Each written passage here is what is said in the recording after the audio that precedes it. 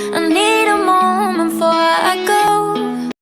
So hello guys, welcome back to my YouTube channel Tech Tutorials. So today I'm gonna teach you how to enable a function show touches.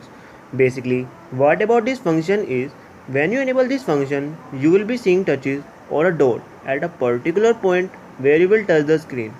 As it look awesome and mainly help in gaming such as PUBG and many more like Mini Militia. So before starting the video, I make sure that you guys don't miss any step.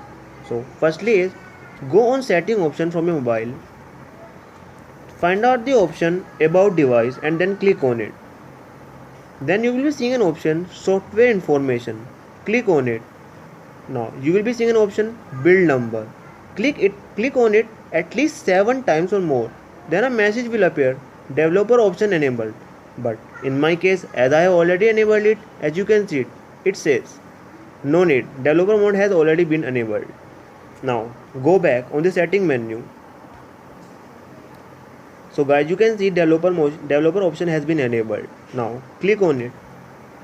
Then scroll down till you see a option show touches. Enable it. Now go back. So guys, you can see where I am touching it shows touches.